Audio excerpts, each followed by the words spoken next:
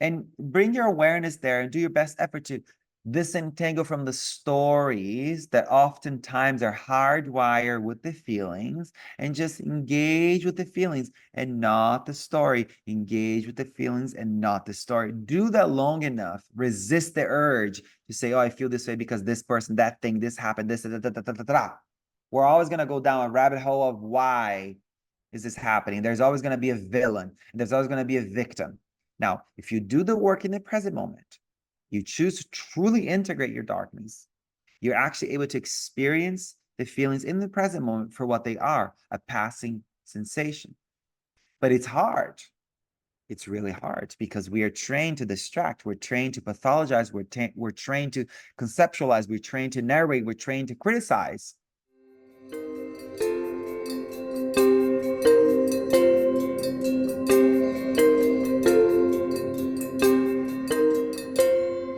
Have you ever stopped to ponder the profound impact of genuine human connections on your happiness and mental health? Well, in a deep dive into the complexities of loneliness and the power of authentic relationships, spiritual teacher and author Sah D'Simone sheds light on the modern epidemic of isolation and how true friendship can be a balm for the soul. Through a journey that contrasts the quick-paced, often surface level interactions of today's digital age with the deep, nurturing essence of real connections, Sah's insights provoke a thought-provoking examination of our societal norms and personal experiences. He introduces the transformative concept of radical friendliness, where embracing vulnerability becomes a pathway to deeper connections and confronting our shadows with mindfulness and compassion, allowing us to break free from destructive patterns. So it's now time to tune into this one very inspirational human being. Enjoy. Good morning, good afternoon, or good evening, depending on what side of the globe you are sitting on at this very moment. I'm super excited. I'm sure you are going to be super excited yourself. We have Sah D'Simone. Welcome to the show. Oh my goodness. Thank you so much for having me. I'm honored and so grateful. I'm so excited. I was explaining to Sah that I actually got up at 3:30 in the morning this morning, knowing that Sah was coming on the show. So it's been a long time waiting, and finally we have Sah here. So thank you so very much for coming to the show. So the way that we love to start the show is we always love to ask our guests, what inspired you to do what you do today? Great question. And the honest truth is what inspired me was rock bottom. Was having hit, the bottom of the bottom. I was working in the fashion industry from about 23 years old until about 28. And then this is the fall of 2012. And I had, the time in the industry, I was like the co-founder and creative director of this fashion magazine. It was this beautiful thing that we're creating. And I never thought in a million years that my two best friends at the time were going to push me out of the company that we had co-founded together. But little did I know that shit changes, our relationship changed and they had decided that they wanted me out. And so it was November 2022. I mean, excuse me, 2012. I was like, it was November 22nd, 2012. So it's been a while, And that day I left the industry and moved to Florida, and I started researching wellness, well-being. What is happiness? What is peace? What is the mind? What is the heart? Like genuine questions that I, with my full power of having lived this wild life in the fashion industry, had never stopped to ask, what is happiness? What is peace? And Google led me in a rabbit hole, and one thing led to another. I ended up finding a lot of things that led me to the East, to India, to Nepal, to Indonesia, to Thailand. And then my dad comes in the house in one afternoon when I had already planned my trip to the southern. I was going to do this southern pilgrimage of India. and find a guru in that region of India. And my dad said, I don't think you should go towards the south of India. I think you should go to the north. I think you should go up to the Himalayas and you should go to meet the Dalai Lama in the north of India. And I was like, Dalai, what? This is 12 years ago. I like the impact that this man, this being has had in my life is so monumental. And that to think that, 12 years ago, I had no idea who he was, is kind of insane. But anyways, I look him up online and one thing led to another. I'm like, oh my God, I know you. We know each other. This is not the first time we're meeting. I had that moment of like, it felt like deja vu, felt like synchronicity, felt like, now I would say karma, a karmic connection, a soul contract, all of that. But I remember looking at his photo and being like, oh my God, who is this sweet man who looks like he's got all the answers that I need? So I board to India and I do a 10-day silent retreat. And this is now spring of 2014. So 10 years ago, around this time, I was leaving my first ever silent retreat, where it's around March of 2024. So yeah, 10 years ago, I walked into my very first silent retreat before even having like meditated for more than 5 minutes before. I was signed up to do 10 days of 8 to 12 hours of meditation a day in India with a monastic guidance. It was like such an insane thing, but it's very on brand for me to be so intense and shift my obsessive compulsiveness and my intensity and my addictive tendencies towards whatever is appealing to me in the moment. And thank goodness, liberation and healing and peace became the focal point of my intensity, not drugs and alcohol. But to make that journey, the long, intricate, nuanced, poetic, insane journey shorter, I remember doing that 10-day silent retreat. And then towards the last 3 days of the retreat, we were meditating on death. The nun, this monastic, amazing Canadian nun, was guiding us to 3 days of meditating on our own death. First day, you get the news that you're gonna die. The second day, you are inviting everyone over because you're telling them you're about to die. And then on the last day, you are dying, and it's the end. So through that process of facing my mortality, I had so many realizations I cannot even begin. It's still landing. Do you know what I mean? It's still being actualized. It's still landing in my body, in my mind, in my heart, and my spirit. So then we leave the retreat, and then I hear in the village, the Dalai Lama is doing a talk tomorrow. I'm so excited to go to the talk, show up to the talk. I am sitting in there, and I am like, what just happened? I have never, my dear Catherine, felt peace like that before. Those people, when you're around them, your whole nervous system relaxes, your discursive thinking stops, the push and pull of happy, sad in your body soothes. You're like, what just happened? And a lot of people experience that through drugs and alcohol and through numbing and all kinds of distractive tools that we have these days. But that was the power of the saintly being just existing, sitting in his throne in front of an audience of about 200 people. And I immediately relaxed. I look around at my friends, I was like, did they spray something in the air? What just happened? Do you know what I mean? And then I was like, okay, that I want that. That's a superpower that I want. That's a superpower. And enough with fame, power, enough with all the external things to show people that I am whatever. Enough with that mindset. And then I made a decision to unsocialize myself from the old.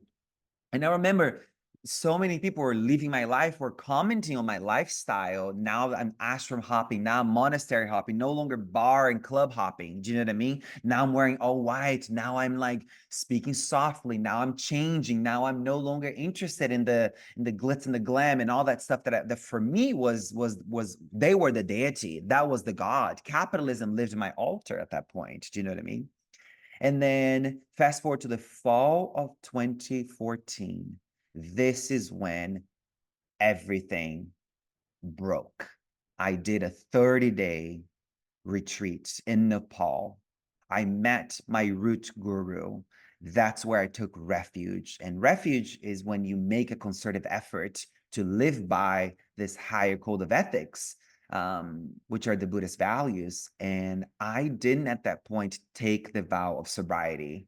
It took me 3 more years before I said, enough, drugs and alcohol, no, I'm done. So now I'm coming up to 7 years of sobriety. And it's not California sober, it's, full-blown sobriety, like literally. The only crack that I may touch is a little cigarette and a Diet Coke. Do you know what I mean? But that's as far as it goes. It's like a dark chocolate here and there. It's a little honey on my tea. That's the edge, do you know? Um, so it was that retreat that everything kind of broke. And I remember having a realization in that retreat that's like, oh my God, I have hurt people. And are these people still hurt? I have been hurt and I am still hurt. Do you know what I mean? I went on this spiral and it catapulted me into a state of paranoia, the edge of like a little bit of like a psychotic breakdown, because paranoia, when it's so intense and so exacerbated, it can lead you to that edge of like, um, it just, your world flips upside down and you really believe the stories in your mind to be the ultimate truth of who you are, which we do this already to a certain degree. All of us live by our stories. Um, but in that edge of intensity and stress and all that stuff that was underneath the surface had come up to in such an intensity and so fast that I wasn't prepared. Little did I know that the stuff only comes up when you are prepared, right?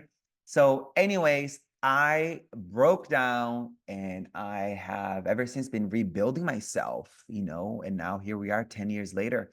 Um, Sharing that message. But when you ask me what inspired you, the truth is it was the rock bottom that led me searching. But the ultimate, the underneath the truth, not the ultimate's, I'll get to it.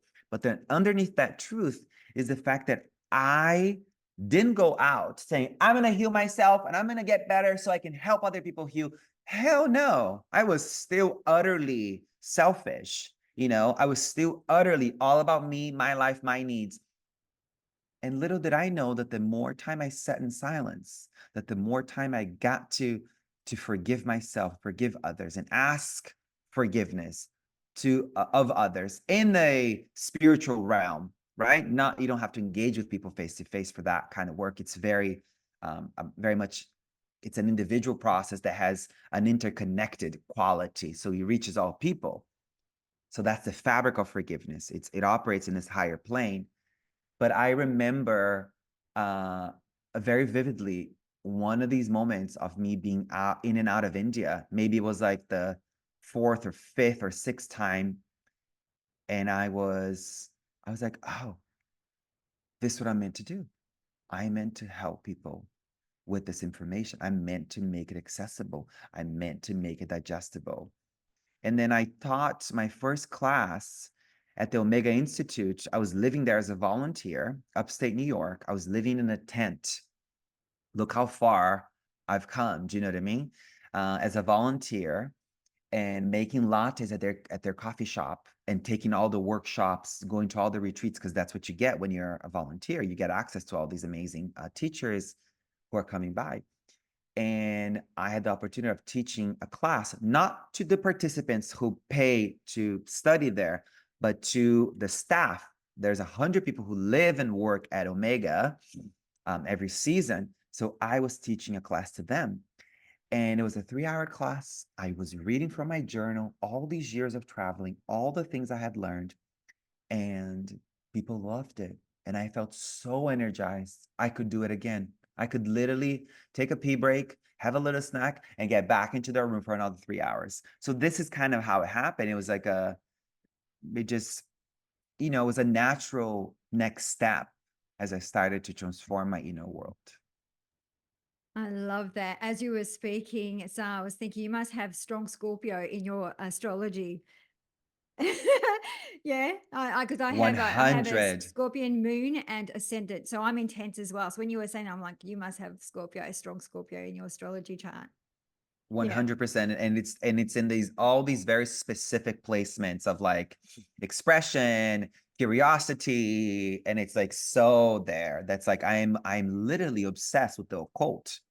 I remember living at a retreat center later on, actually not later on, um in one of my times of, when I was still nomadic, and I remember like walking from the meditation hut back to my room at nighttime without flashlight. And I can see these moments of me feeling comfortable in the darkness as happening, here in this reality, eyes open, but as a way that can be translated for me to not feel helpless or scared of my own darkness inside of me or the darkness of others. My work in a homeless shelter and in a hospital with people who are having extremely physical challenging experiences, or in the shelter, um you know schizophrenia, extreme psychosis, bipolar, like you name it. I'm not afraid of it because I've been training and establishing my capacity to see in the dark. that's amazing. And we will unpack that because I know that's part of your book. And I really am curious about how do we get comfortable with being uncomfortable in the dark. And that's one of the things I'd love to Yeah. really unpack. I also wanted to share with you that when you were talking about the Dalai Lama, I too had experienced that with Ama Amachi. I don't know Yes, if you of know who course. she is. Yeah, I lived I at her did the ashram. Yeah. Yeah, so I remember I was lining up and I had a dashna, and Uh-huh. I fell to the ground. I've never felt peace like that in my whole entire I felt like bliss. I felt like God. I couldn't even put into words, but I just had all these tears coming down and it was bliss. It's all I can So when you were talking about I had goosebumps because I was relating to that, and that was a long time ago, but so I know what you Yeah. experienced. Beautiful. Yeah. When you get the chance, Catherine, go live at her ashram in the south of India. It's a beautiful ashram. There's a lot of activities. It's right on the beach. There's great food. It's not just if you're like, oh my God, I can't eat rice and lentil and bread and potatoes all day. There are a bunch of different other little places to eat there. And the ashram is an amazing place. And when she is there, there's about, I want to say maybe 1,000 people who live there. Um, but when she is there, she is every night, right before dinner, she's there singing and doing a talk. It is the most mind-blowing thing that you could be with a saintly being every day for the duration of your stay at the ashram.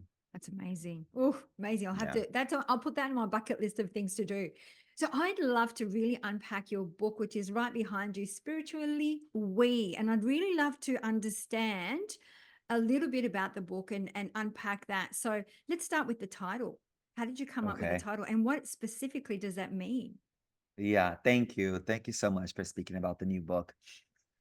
It's kind of a next stage. The first book was spiritually sassy, and this is spiritually we. The first one is really like develop yourself, um, strengthen yourself, empower yourself, and then this one is test your material.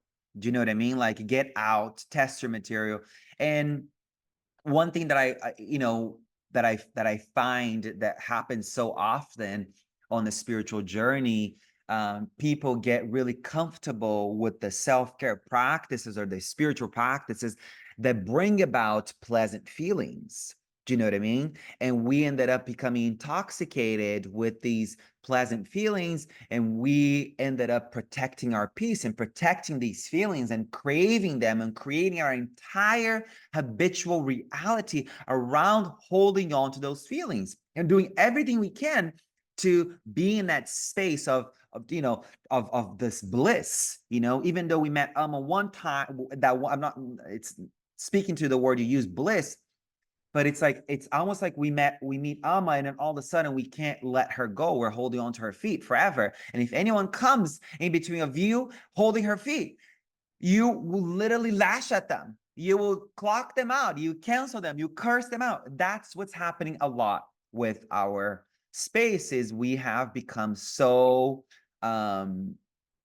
so intoxicated with our own reality that we're forgetting that the purpose of the spiritual path is to become a social justice activist, to become more political, to speak up, to be of help, to volunteer, to speak up when no one is speaking up for these people, is to stop the violence, is to interject, is to say enough, is to say no.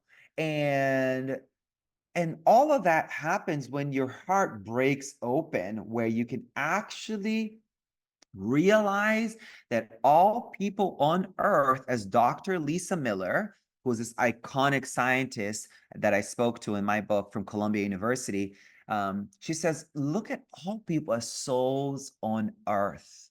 Can you see everybody as a soul on earth? If you see them as a soul on earth, you will immediately, hopefully, associate soul with benevolence, with goodness, with something holy. However, with our dualistic, myopic, binary view of each other, we categorize people immediately. We're sizing people up, and it starts sort of in the outer level. Oh, black, white, gay, straight, fat, skinny. I like you, I don't like you, I will bless you, I will not bless you, you're bad, you're good. And when you have the spiritual bias of soul on earth, which is something that we have to cultivate, we call it in the book radical friendliness, is your capacity to see all people as benevolent beings who have and continue to sometimes to make mistakes based on their unprocessed trauma, based on their unprocessed pain. And it shows us our capacity to live in paradox, where we can see someone having harmful behavior, but understand that their behavior are not who they are at the base of their being. And then there's a layer deeper to that too. It's understanding that when we show up earthside, we're not this innocent being. The soul is pure and holy and benevolent, right? That the most subtle point of who we are. But all the things that wrap around it, all of our conditioning. You can look through empirical scientific data, or you can look through empirical esoteric data, right? You have karma and you have transgenerational trauma. They both show you the same thing, that we don't come on earth side free of any imbalances, free of any trauma. We show up here with a backlog of stuff. And depending how we were raised, who's around, some things are developed, some things are exacerbated, some things are calcified, some things become concrete.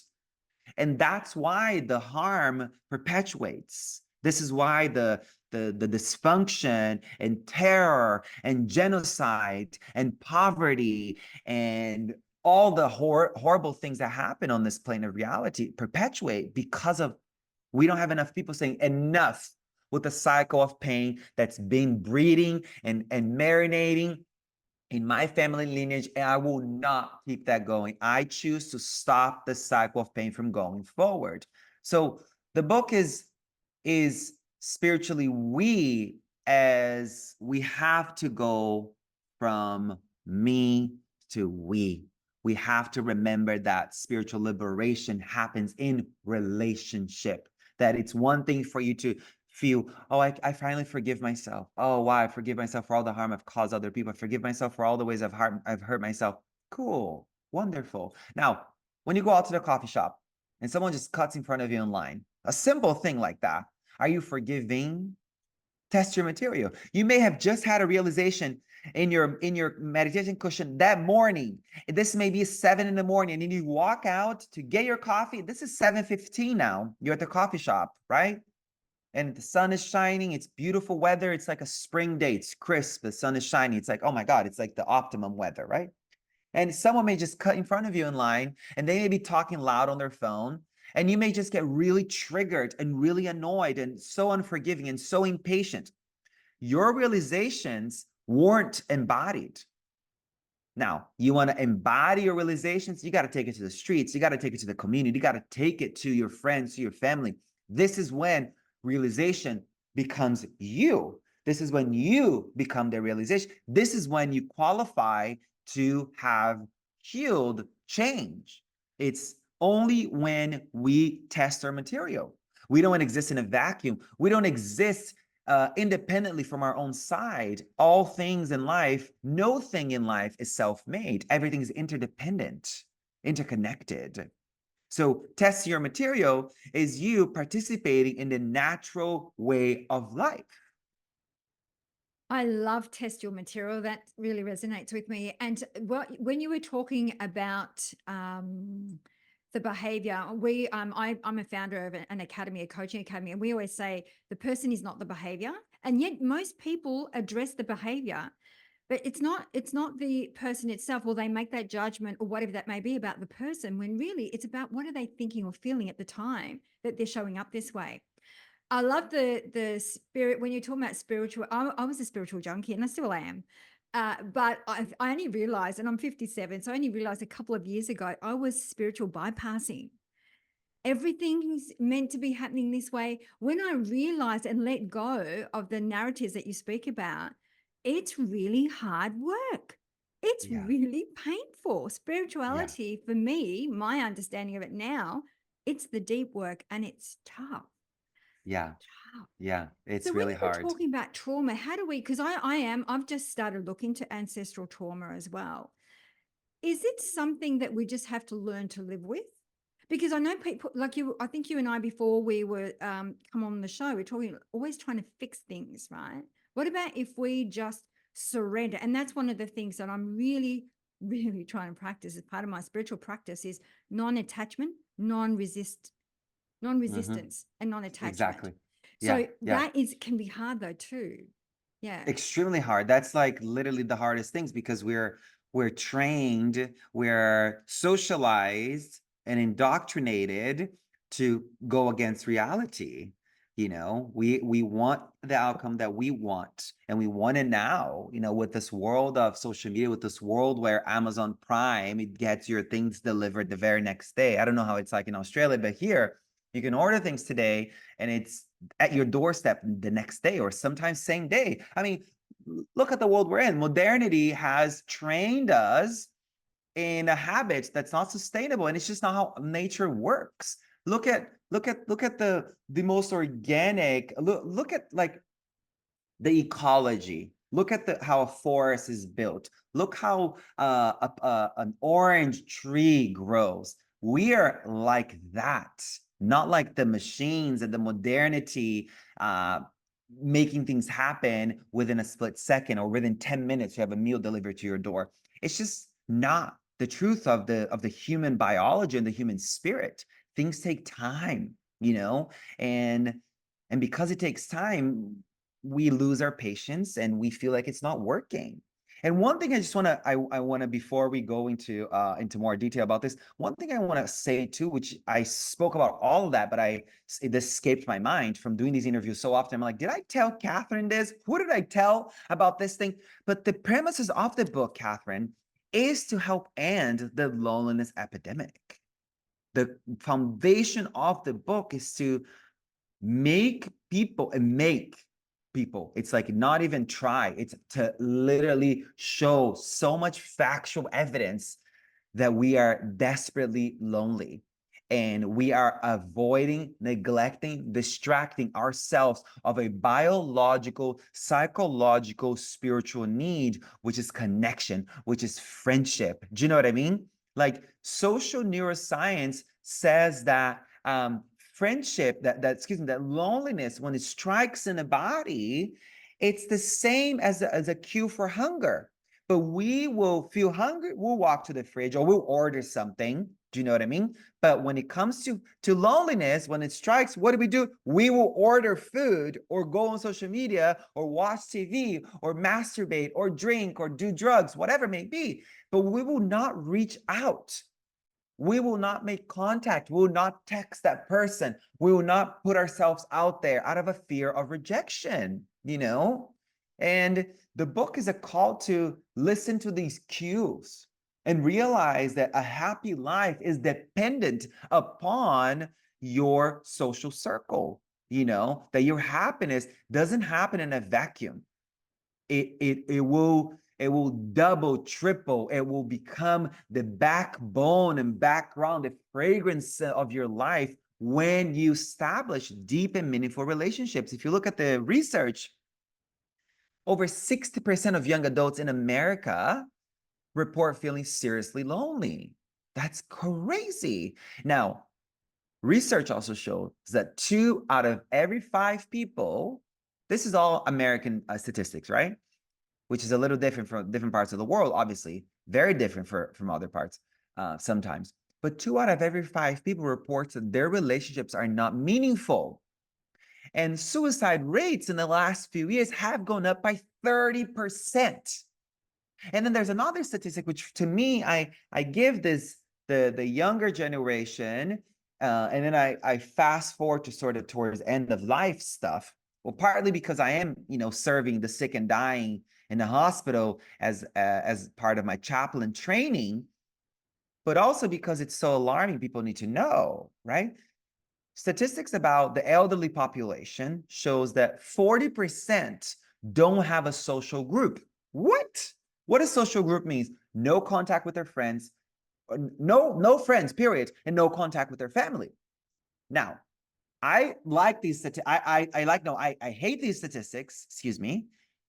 I am enraged by them. Now, when I'm in the hospital, face to face, engaging, talking to social workers, talking to the medical staff, I realize that these statistics are very conservative. That's not the truth. The truth is that we're looking more like 60 to 70% of the elderly population have no social support. And now we are young and lonely, we're old and lonely. What is happening to the world? We are deprived of a basic need. You know what I mean? We have social media and technology has atrophied, has removed the organ of connection from us, has atrophied the limb of reaching out to a friend. We don't know how to compliment somebody without sounding sketchy or weird. We don't know how to say, "Hey, beautiful shoes," and then looking up and say, "What's your name?" Or after a yoga class, say, "Wow, that was a beautiful practice. You are so strong. I was so inspired. Do you want to get a cup of tea?" Or, "What's your name? Do you want to get a cup of tea, maybe?" Like we don't know how to break the ice anymore. Do you know what I mean? 100%, 100%.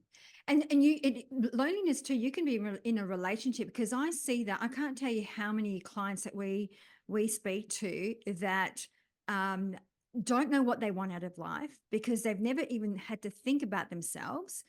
And they're not happy, yet they've got all these people around them. They've got friends and they've, got a partner, but they're just not happy. And so you don't have to be alone to be lonely. Yeah. Not isolated. Yeah, exactly. Yeah. Yeah. Yeah. Yeah. And the other thing, what you were talking about, the stats, I'm seeing it as well, because I do a lot of corporate work as well. And you're seeing that the number one reason most individuals are either not engaged, not motivated, not physically present is because they're not seen, heard, or valued. So that's that connection. They don't feel seen. And so there is an increase of, we're hearing it too in the corporate world, increase of suicide, which is so sad.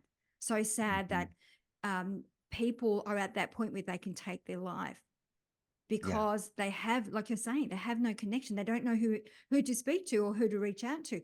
So you were talking about the cues. What are those cues that we are to expect? How do we know if because we can get caught in our mind with these narratives. I'm fine, I've got all my friends, but you're actually not really fine. And Yeah, you're, yeah. deep down inside your soul is craving connection and depth. So what are the Mm-hmm. cues? Mm-hmm. I'll talk about the cues. I'm gonna give kind of a round answer and then I'll get to it. But because I feel like I have to plan a little bit more context for it.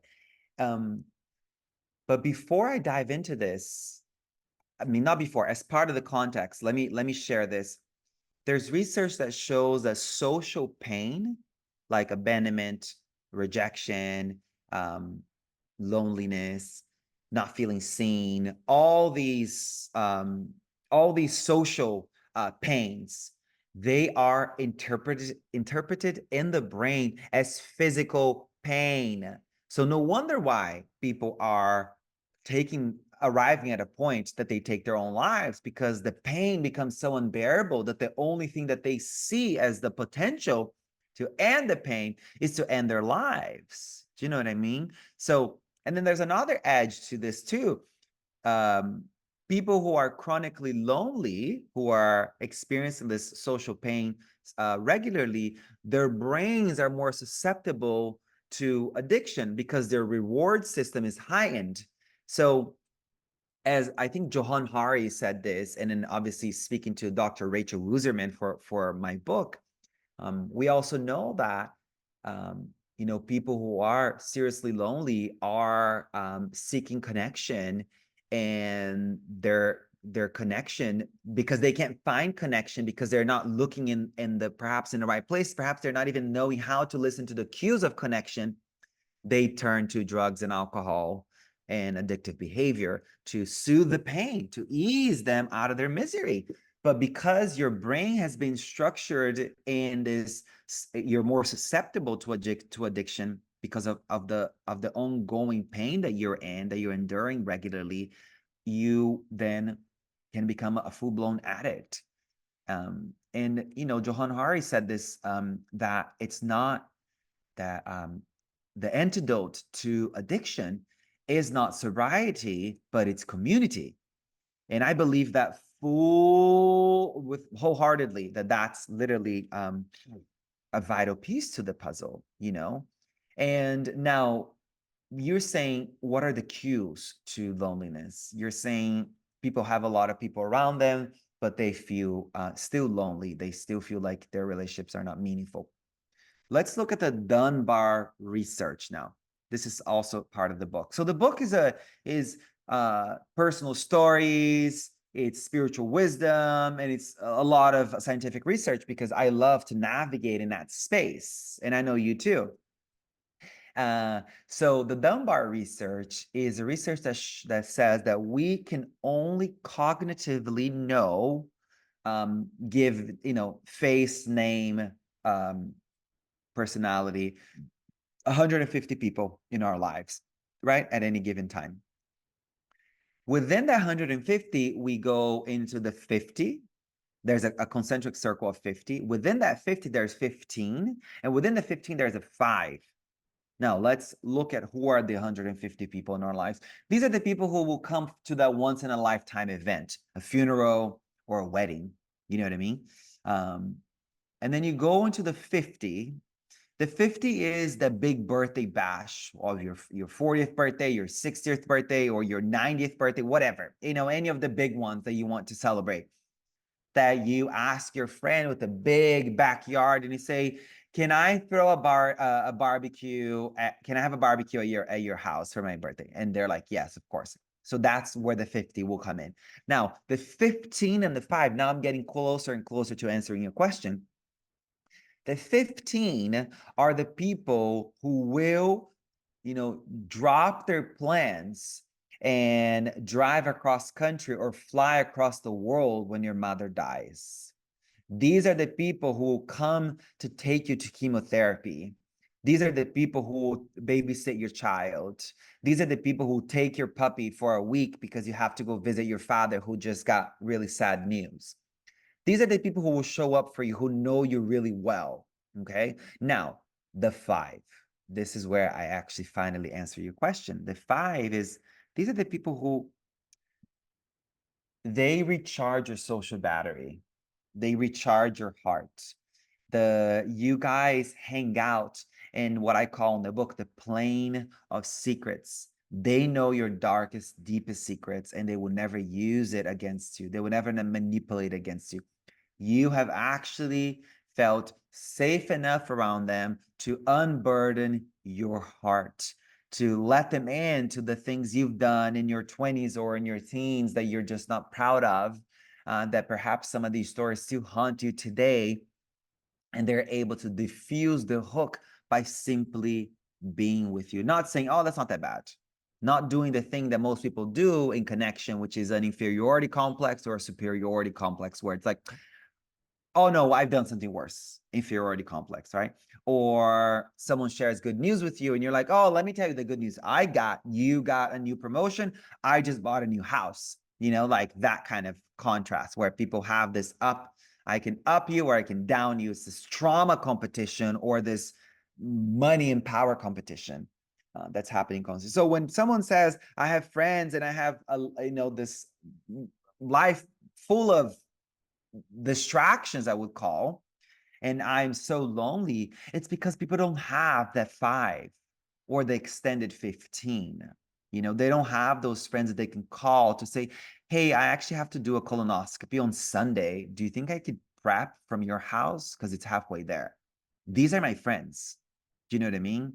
These are my friends. And it wasn't always like this. People think, oh, you've always been magnetic, you've always been charismatic.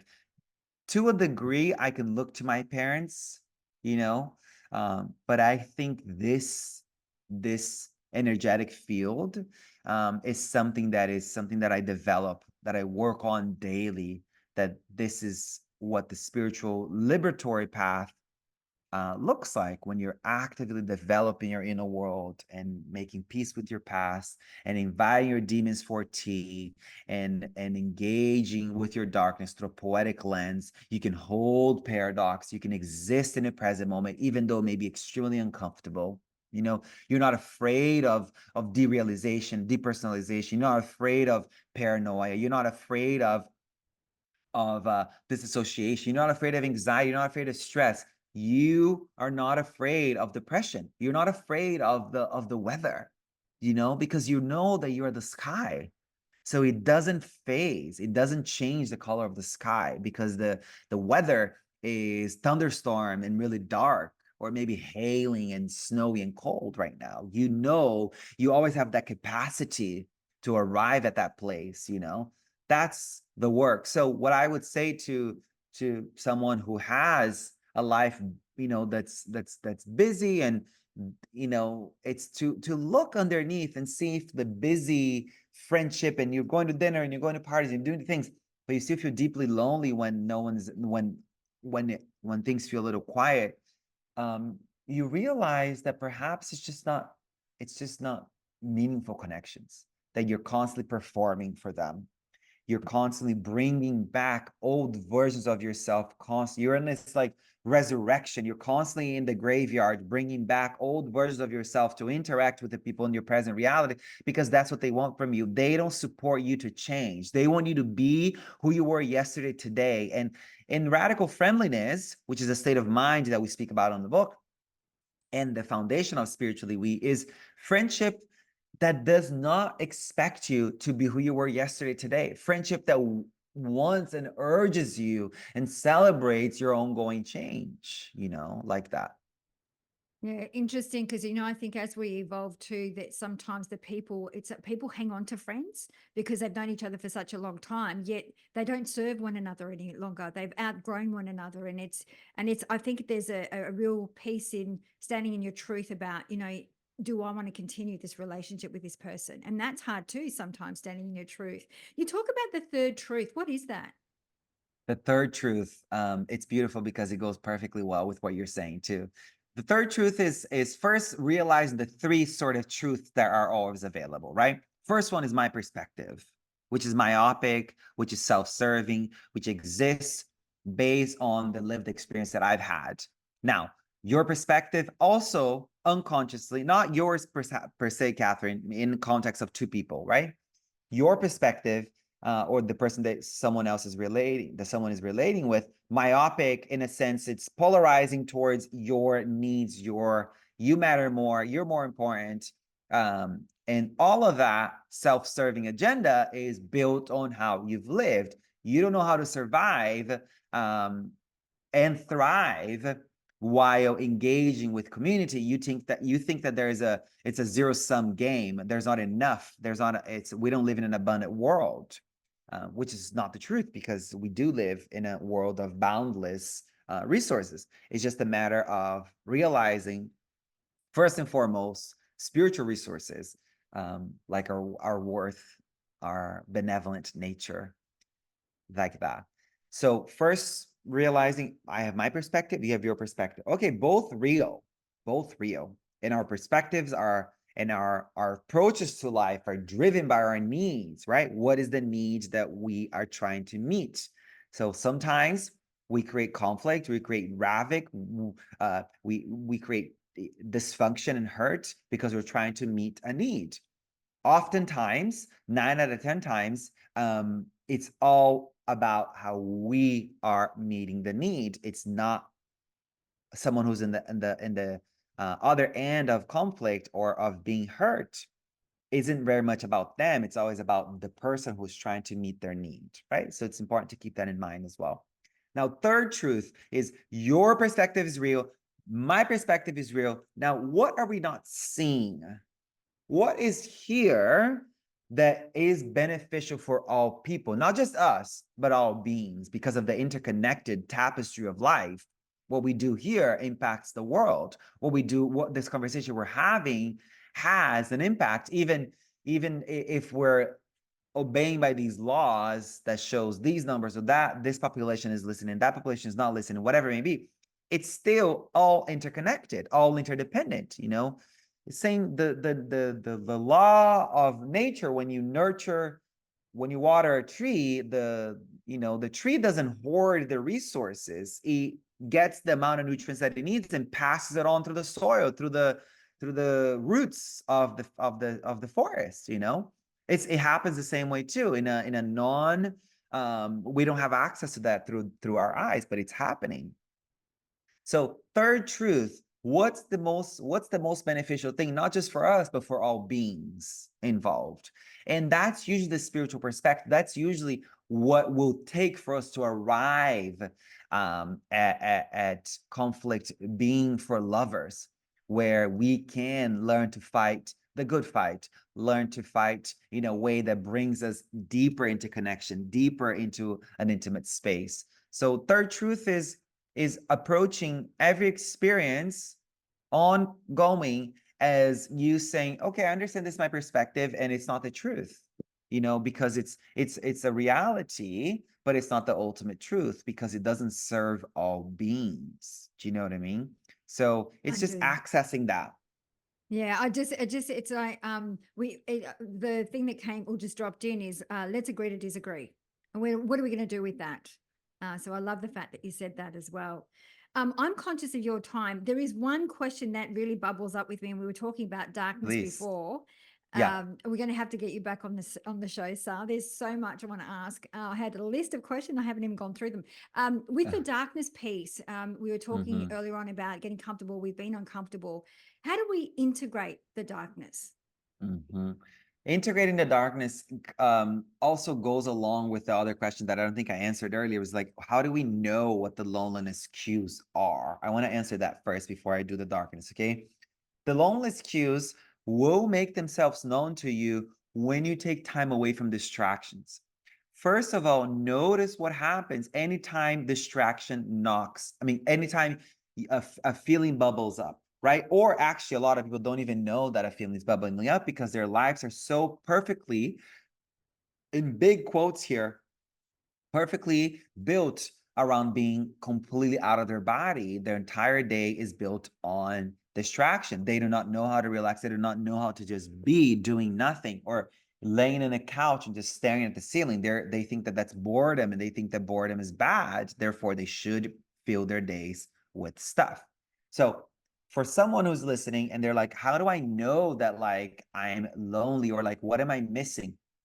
Take time to unplug from all technological devices. Take time to just get a blanket, bring it to the park, put on some sunscreen, get a sun hat, Don't even bring music. Don't even bring a book. Maybe bring all of that and bring some snacks for after the time that you set to just be, and allow what's unprocessed, allow what's unmet, allow what's unfelt, allow what's happened that needs your attention, or what the present moment is calling forth from you, to make itself known to you. And the only way to have a deep, intimate connection with yourself is by stopping the perpetual distraction that we're living under. So I think a park out in the open is a great place to do it. I think ideally we'll be able to do this in our own meditation cushion in the morning, or sitting in our own couch. But I think nature is really helpful, to watch the trees, to watch the sunshine kissing the leaves, to watch the leaves dancing in the wind, to watch the birds connecting to each other, to watch the squirrel eat the thing, to just watch nature take place. Witnessing all of that will start to relax you. And then things will start to come up, realizations will start to come up, insight will start to come up. And that's when you're going to realize, like, oh, wow, I am so lonely. The friends I have are exhausting. The relationships I have are not meaningful. I am constantly trying to entertain them, and I'm constantly putting on a mask. I'm constantly resurrecting old versions of myself. I don't know that that's what I want. So the way to feel your feelings, the way to know if loneliness is visiting, is to unplug. You got to have a concerted effort of unplugging regularly. Ideally, you're doing it daily. Ideally, you're doing it multiple times a day. But for those who are who think they don't have the time right now, you have to do that, at least once a week, where you put in an hour timer and just, like, squeeze yourself to the point of like being so uncomfortable that you're crawling on your blanket towards your phone, and you stop and you snap your own hand and you're like, nope, not going on your phone. And you want to eat the blackberries, and you want to drink the water, and you want to put your hair up, and you want to, dabble the sweat on your forehead, and you want, like, stop, just fully stop. Let it all happen. Watch it happen. And when you watch it happen, your relationship to it changes. You start to develop wisdom. You start to develop resiliency. You start to develop clarity. You start to realize that you're not your thoughts, that you're not your feelings, that you're not this limited experience. That there's more to be experienced, but you got to crack the code of being utterly bored. This is where the miracle sauce will happen. So this is one side, right?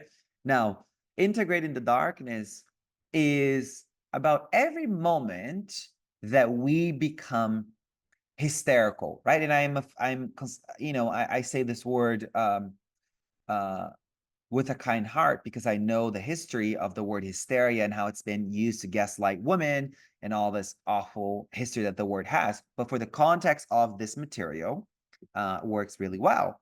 If it's hysterical, it's historical. This is a mantra in Alcoholics Anonymous, right? In AA. And it points to the place where our response to experiences in the present moment do not match the context of what's happening. We are overreactive, or we're underreactive. We either shut down completely, or we blow up like tsunami style, like atomic bomb energy. That edge of overreaction or underreaction, it's pointing to something that's historical. If it's hysterical, it's historical. Because ideally, mental health, their capacity to be sad when sad things happen, and to be happy when happy things happen, and to be angry when anger is necessary, and to grieve when grief is here. Do you know what I mean? It's mental health, the capacity to that our emotions match the context of reality. But for a lot of us, because of the amount of unprocessed baggage that we have, the amount of unmet needs, the amount of unfelt feelings, it's a constant 0 to 100. Full shutdown into a slumber of depression for 3 days in bed without getting up, or a dragon has taken over the body and you're spitting fire. So integrating the darkness is to realize that instead of you blaming the messenger for the outburst that's coming up for you, it's realized that no one could put a feeling inside of you that were already there to begin with. Do you know what I mean? And stop and shift the gaze and go to the place in the body where the feeling is alive. Where is the anger? Where is the grief? Where is the despair? Where is the rejection? Where is the loneliness? Where in the body is it right now? Go to the area.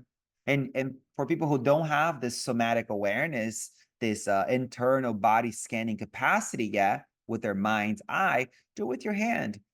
Ask your body, where is the anger? And you may know, oh my God, it's in my belly. Oh, it's in my chest. Oh wow. Oh my God, it's in the back of my head. You may immediately know and put your hand there and bring your awareness there and do your best effort to disentangle from the stories that oftentimes are hardwired with the feelings and just engage with the feelings and not the story. Engage with the feelings and not the story. Do that long enough. Resist the urge to say, oh, I feel this way because this person, that thing, this happened, this, da, da, da, da, da, da. We're always going to go down a rabbit hole of why is this happening. There's always going to be a villain and there's always going to be a victim. Now, if you do the work in the present moment, you choose to truly integrate your darkness, you're actually able to experience the feelings in the present moment for what they are, a passing sensation. But it's hard. It's really hard because we are trained to distract. We're trained to pathologize. We're trained to conceptualize. We're trained to narrate. We're trained to criticize. But the work of integrating your darkness for you to be able to walk the world as a friend to reality, as a friend to others. This is what the book is about. It's training you in our capacity to feel your feelings as they are happening. Oftentimes people, I see so much of this in the hospital, nurses, social workers, the whole medical team. So often I'm like, hey, let's take a moment to just like do a practice and like, what's going on for you? Oh no, I don't want to go there right now. I'll do this at home. And the truth is what they're doing at home is, it's the obvious thing that so is everybody else doing, watching TV, overeating, drinking, over medicating. And there's nothing wrong with medication and eating and drink, like do whatever floats your boat. It's just when you cross the edge because you're not willing to feel your feelings, you're not willing to be here and now and process the past, you are creating a reality where you are going to continuously be unsatisfied and you're going to continue to seek something outside of yourself, stuff, accumulation, hoarding, greed. And you're going to really realize maybe later in life, and we see this in a hospital with patients who are actively dying, people are still so like hardened that they won't say the words, they won't reach out, they won't make contact. So integrating the darkness is your way for you to arrive at your deathbed, and you can have hopefully a peaceful peaceful death, or a happy death, even. Where you've done the thing, you've felt the feelings, you've connected to people, you've unburdened your heart, and you weren't a hysterical dragon over things that just required you to say, your excuse, no worries. Do you know what I mean? So that. Absolutely. I'm relating to it and I'm nodding because I myself, I give myself a morning routine every single day. But it wasn't until I went to Koh Samui for a fast for 7 days that I had just me, myself and I to sit on that beach and just contemplate. And I cannot tell you the stuff that was coming up. I had no idea I still had anger within my body. And just releasing that, I had such insight and epiphanies that I came back to Melbourne and changed everything about the way that I was doing things. So it is really important to spend that time with you, even when you think you do, to actually, like you're saying, switch off, just go to a park, no phones, no music, nothing, just be with you. That's hard to do too, because a lot of people are afraid of what may come up. Yeah. Yeah. Yeah. So, Sah, I'm conscious of your time and we are going to wrap up the show. We definitely have to come get you back on the show because you're amazing. The way that we love to wrap up the show is we love to ask our guests to leave 3 shiny golden nuggets for our audience. What would be those 3 shiny golden nuggets that you would like to leave for us? We can't do life alone. We need each other. Feel your feelings because they can't hurt you. And you are good. You're good. At the base of your being, you're good. Oh, I love all 3 of them. Thank you so much. Sah, thank you so much for your time, your energy, your wealth of wisdom. Honestly, it's been a joy to sit here, watch you, listen to you, and just be with you. Thank you. Namaste, too. Thank you so much. Namaste. Thank you, my love. Thank you.